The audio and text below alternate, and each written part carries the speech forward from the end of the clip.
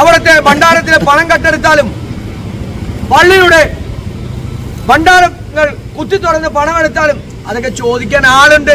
കേരളത്തിൽ വിശ്വാസികളുണ്ട്.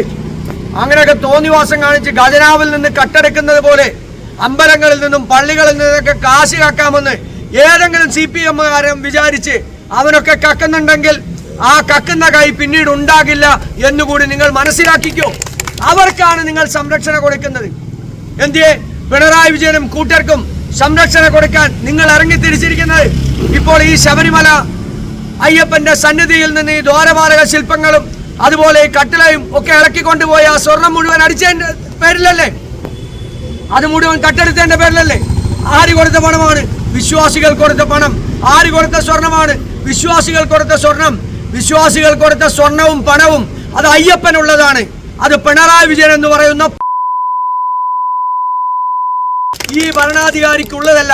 അവന്റെ വീട്ടിലേക്ക് കൊണ്ടുപോകാനുള്ളതല്ല. ഒരു കമ്മ്യൂണിസ്റ്റുകാരന്റെയും വീട്ടിലേക്ക് കൊണ്ടുപോകാനുള്ളതല്ല. ഇതുപോലെ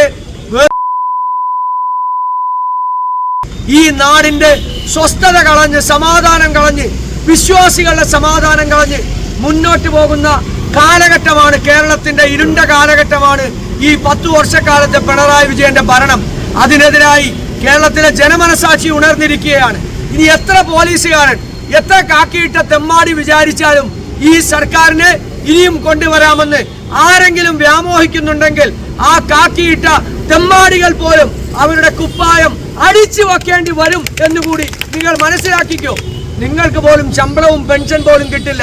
അപ്പൊ അതുകൊണ്ട് ജനങ്ങൾ വോട്ട് ചെയ്ത് ഇവരെയൊക്കെ പുറത്താക്കാൻ നിൽക്കുന്ന ആളുകൾക്ക് സംരക്ഷണം ഒരുക്കാൻ ഈ നാട്ടിലെ ജനകീയരായിട്ടുള്ള MP-മാരെ അസഹിഷ്ണുതയുടെ പേരിൽ പരാജയത്തിന്റെ പേരിൽ അക്രമം നടത്തി അവരെ തെരുവിലൂടെ നടത്താതിരിക്കാനുള്ള നടപടികൾ സ്വീകരിക്കുന്ന ഈ കമ്മ്യൂണിസ്റ്റ് കാപാലികർക്ക് സംരക്ഷണം ഒരുക്കാൻ എത്ര പോലീസുകാർ വിചാരിച്ചാലും കഴിയില്ല.